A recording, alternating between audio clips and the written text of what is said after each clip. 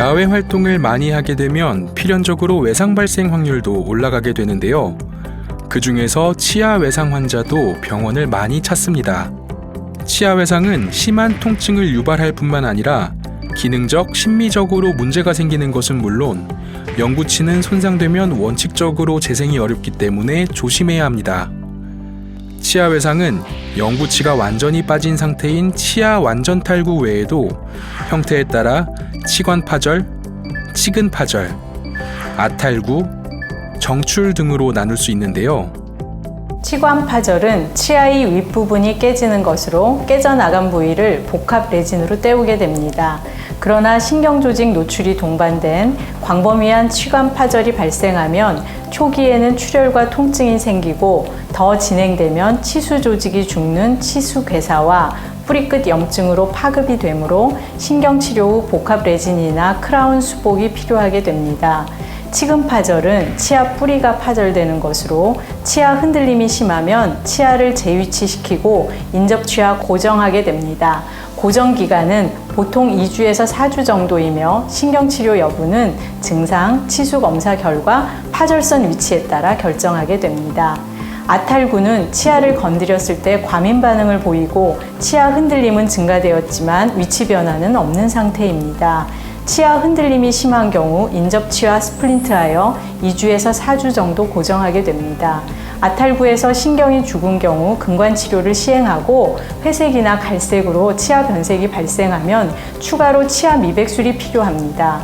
정출은 치아가 바깥쪽으로 길게 빠져나온 경우로 치료법은 치아를 재위치시켜서 2주 정도 고정하고 신경치료를 시행합니다. 정출이나 측방 탈구의 경우 간혹 소켓 내 혈병 등 조직의 저항으로 치아를 재위치시키지 못하는 경우도 있으며 그러한 경우 어느 정도 회복 기간이 지나면 치아 교정 치료가 필요할 수도 있습니다. 이외에도 치아 외상 중 치료 및 예후 과정이 쉽지 않아 환자와 보호자가 가장 힘들어하는 게 바로 치아 완전 탈구입니다. 모든 치료에 골든타임이 있듯 치아 외상 치료에도 골든타임이 있는데요. 특히 치아 완전 탈구는 빠진 치아의 보관 상태와 이를 얼마나 빨리 재식할 수 있는가로 치료 성공 여부가 결정됩니다.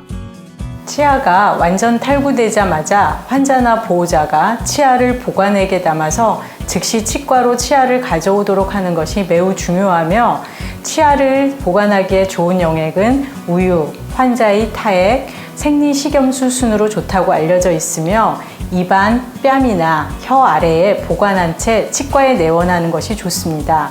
간혹 마른 티슈에 건조된 상태로 치아를 보관해 오는 경우가 있는데 이는 매우 좋지 않은 보관법입니다.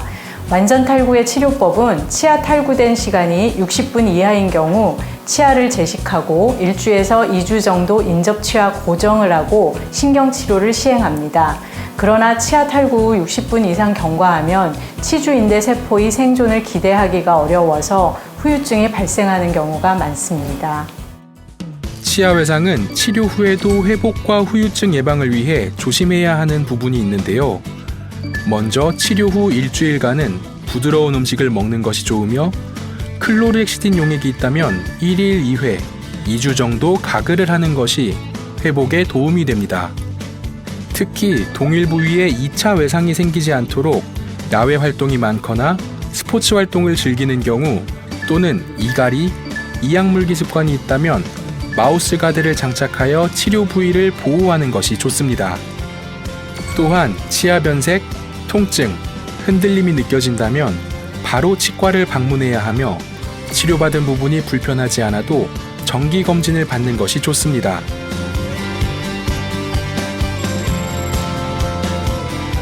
누구에게나 갑자기 일어날 수 있는 치아 외상. 성공적인 치료를 위해 골든타임이 중요합니다.